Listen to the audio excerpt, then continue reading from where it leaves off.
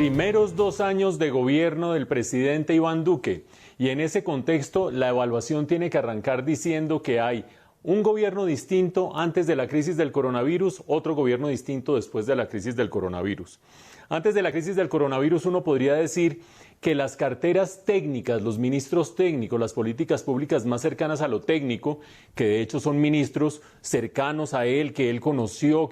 cuando estaba en Washington, o incluso algunos que repetían del gobierno anterior, pero que eran más o menos seleccionados directamente por él, rindieron y los resultados se veían en que al llegar a febrero de este año, antes de la crisis del coronavirus, la economía se venía recuperando razonablemente, ya íbamos en un crecimiento de 4,2% en el primer bimestre de este año, la pobreza seguía bajando, la desigualdad en la distribución del ingreso iba mejorando de a poquitos, pero iba mejorando. Esas carteras técnicas hacían más o menos bien su labor y estaban conducidas por él como el gran director, digamos, de las políticas públicas. Mientras tanto, las carteras más políticas tenían sus bemoles. Ministerio del Interior, acuérdense ustedes las inmensas dificultades para controlar el Congreso en las 3 primeras legislaturas. Fuera de eso, la dificultad que se armó y ese nudo gordiano alrededor de las objeciones a la Jurisdicción Especial para la Paz, que empantanó todo y no le funcionó para nada. La cartera de Relaciones Exteriores, apostarle todo a que iba a salir Nicolás Maduro y a que Juan Guaidó iba a llegar al Palacio de Miraflores, y nada por un lado y nada por el otro. Una piedra tirada en la mitad del camino. Y la cartera de la defensa, quizás la mayor decepción desde la perspectiva de quienes nombraron o eligieron a Iván Duque, pensando que el Centro Democrático iba a recuperar el orden, iba a recuperar la seguridad en el territorio nacional. La proliferación a estas alturas de bandas criminales, de disidencias de las FARC, el crecimiento del ELN, cifras que han sido reconocidas por el mismo ministro de Defensa ante el Congreso,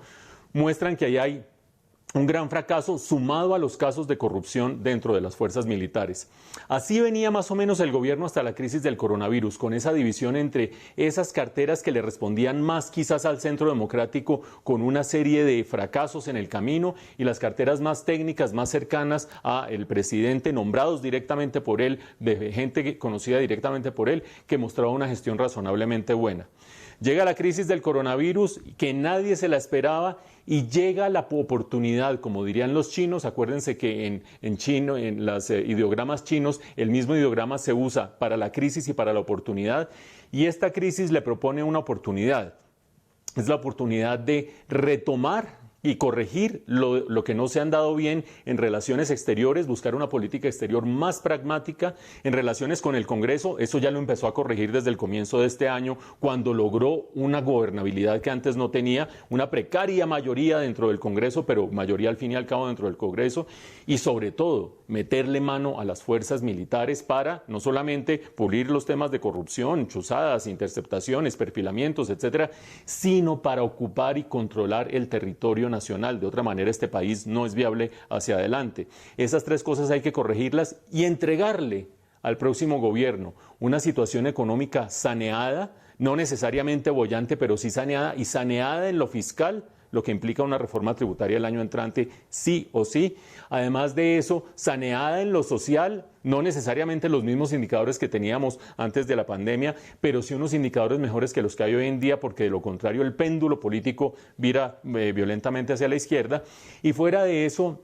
la posibilidad de que la situación de salud pública esté resuelta, esté controlada, esté en las mejores condiciones posibles. Ahí está la agenda de gobierno para la segunda mitad de este mandato. Ahí está claramente marcada la agenda de gobierno. Eso exige pragmatismo, exige gobernabilidad, exige controlar las cosas que antes no ha controlado o ha demostrado no controlar suficientemente, empoderarse. Y para eso sirve la crisis política de la orden de aseguramiento, de medida de aseguramiento al expresidente Álvaro Uribe. ¿Por qué? Porque en este momento, cuando vienen esos cantos de sirena de una asamblea constituyente y ahora sí vamos a convocar para barajar y repartir de nuevo, me parece que una vez más, conservando la analogía de los cantos de sirena, hay que amarrarse muy duro al mástil y decir: no, eso me mete en un berenjenal tan grande como las objeciones a la JEP, eso me mete en una pelea política que no me puede distraer de otros objetivos. y por el contrario, esos objetivos sí son relevantes, esos objetivos sí son importantes